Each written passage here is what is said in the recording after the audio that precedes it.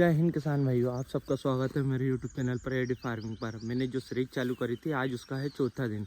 तो चौथे दिन में मैं आपको बताने वाला हूं कि आज दिन भर मेरी प्रक्रिया क्या रहेगी, धान में क्या प्रक्रिया रहेगी और साथ में जो मैं शेड्यूल से बुआई करने जा रहा हूं उसके लिए आज बहुत खास दिन है, क्योंकि आज मेरे को मौका मिला है शेड्यूल से बुआई करने का धान की। और साथ में आपको मैं बता दूं कि रोपे की स्थिति क्या है, ये सब मैं आपको बताऊँगा। बस आप मेरे सीरीज में जुड़े रहिए और यूट्यूब वीडियो पूरी आखिरी तक देखते रहिए। किसान भाइयों, ये जो रोपा डाला था अब अच्छी कंडीशन में आ गया है। मैंने इसमें रोज़ पानी निकाला है, मतलब हर सुबह शाम दोनों टाइम पानी निकालना पड़ा, क्योंकि इधर बारिश नहीं हो रही थी। इसी चक्कर में यहाँ की जगह रोपे की कंडीशन इतनी शानदार हो गई है, क्या बताऊँ आपको। आप देख सकते हो कितना शानदार ग्रोथ कर रहा है। अब थोड़ा सा इसमें पानी भर के रखूँ, पर अभी कुछ लोग बोलते हैं कि अभी थोड़े दिन और रुको, फिर उसके बाद इसमें पानी भर के रखना। अभी तो बस हल्का हल्का सा पानी दो इसमें, नहीं तो ये गल जाएगा। किसान भाइयों, मैंने आपसे बोला था कि मैं आज करने वाला हूँ शेड्यूल से बुआई, और कौन से शेड्यूल से बोऊंगा, कितने इंची के गाले पे बोऊंगा, और साथ में मैं आपको बताऊंगा कौन से जो केमिकल है जिससे बीज उपचार करने वाला हूँ वो भी मैं आपको बताऊंगा, और कौन सी धान बोने वाला हूँ वो भी मैं आपको बताऊँगा। चलो शुरू करते हैं। तो किसान भाइयों, बीज उपचार का मैं बता दूं कौन से बीज उपचार से बीज उपचार कर रहा हूं धान का। जो थायोमेक्सोन 13% FS है, उत्तम का है। ये जो उत्तम का है, जो चंबल फर्टिलाइज़र से प्रोवाइड हुआ है हमको। और किसान भाइयों, इसका जो रिजल्ट है ये 1 एकड़ पर, मतलब 1 एकड़ पर नहीं, 1 कुंटल पर कितने ml का करना रहता है इसका। तो मेरे को एक जो दुकान पे से लेकर आया हूँ वो भैया ने बोला है मेरे को 1 एकड़ पे आप 250 ml का, 1 कुंटल पर 250 ml का आप इसको उपयोग करो तो अच्छा रहेगा। और इसका होना बहुत ज़रूरी है, क्योंकि ये जर्मिनेशन का जो कार्यक्रम रहता है इससे बहुत शानदार रहता है। फफूंद नहीं लगती, फंगस नहीं लगती, और जो कीट रहते हैं वो भी इससे दूर ही रहते हैं। दोस्तों, तो आप सब लोग देख सकते हैं कि मेरी धान की बुआई चालू है, और जो ट्रैक्टर चल रहा है इससे धान की बुआई हो रही है। क्योंकि आप लोग क्या करते हो, धान के गट्टे बनाते हो, गट्टे भरते हो। यहाँ पर सीधी शेड्यूल से बुआई होती है, और जिसका एवरेज भी देखा जाए तो बहुत अच्छा मिल जाता है। 18 से 20 कुंटल प्रति एकड़ के समथिंग इसका उत्पादन रहता है। इसमें खर्चे की बात करूँ तो खर्चा ना के समान ही होता है। ये मान लो कि इसका बीज आता है अपना 40 किलो एकड़ डलता है। इसका बीज थोड़ा ज़्यादा डलता है, उसमें 7-8 किलो में काम हो जाता है जो रोपे वाली होती है। इसमें 40 से 50 किलो एकड़ बीज डालना पड़ता है।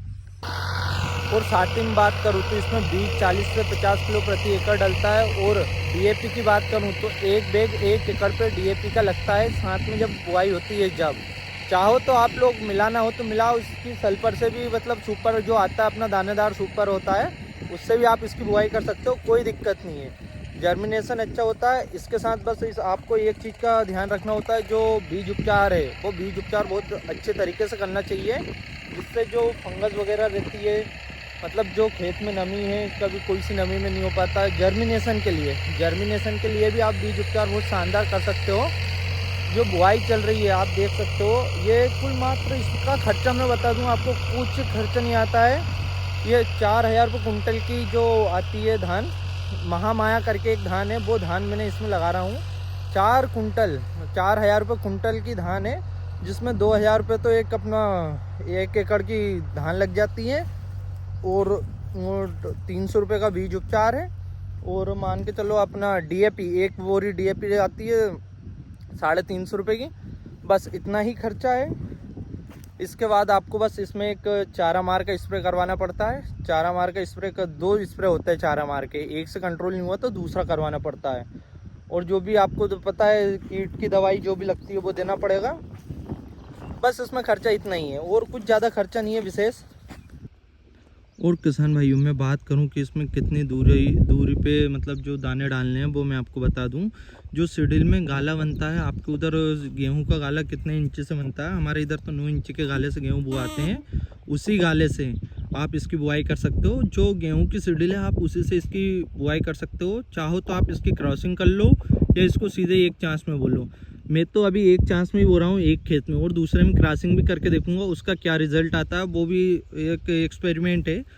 फर्स्ट टाइम मैं कर रहा हूँ धान की खेती, क्योंकि लोग उन बताते कि धान की खेती करना बहुत ज़रूरी है, और अपने लिए तो बहुत ज़्यादा ही ज़रूरी हो गई, क्योंकि अपने इधर ना तो मक्का हो रही है सही से, ना सोयाबीन हो रहा है। अब ये है कि चल रही है बुआई। अब देखते हैं कितनी देर तक हो जाती है। ये खेत के बाद, ये प्लॉट के बाद, ये एक नीचे, इसके नीचे जो मेड़ दिख रही है ना, इसके नीचे एक प्लॉट और है, उसमें 2 एकड़ का प्लॉट है, उसमें बुआई करनी है।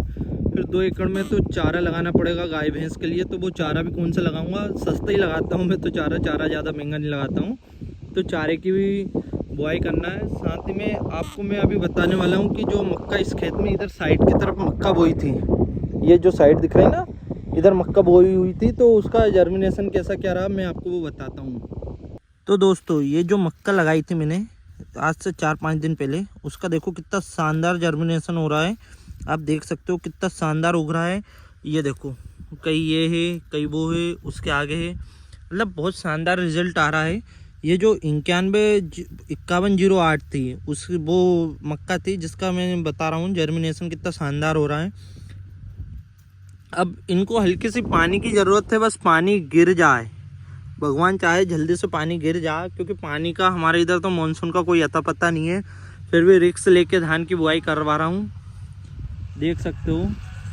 तो किसान भाइयों आप सब लोग मेरे साथ जुड़े रहिए। मैं A to Z जानकारी धान की आपको प्रोवाइड करवाने वाला हूं, जो कि मैंने चैलेंज लिया था। आज उसका 4था दिन है। 4थे दिन में ही मैंने सीडल से बुआई करवाना चालू कर दिया है, और आगे जब तक मेरी ये सीरीज चलती रहेगी उसमें आपको A to Z जानकारी प्रोवाइड करवाऊँगा। अभी तो धान की बुआई चल रही है, इसके बाद आपको मक्का की पूरी खेती के बारे में बताऊंगा कैसी होती है, क्योंकि मैं उसको 2-3 साल से कर रहा हूँ, तो उसका नॉलेज तो बहुत अच्छे से है। अभी मक्के के प्लॉट में चल रहा हूँ, तो धान बुआ रही है।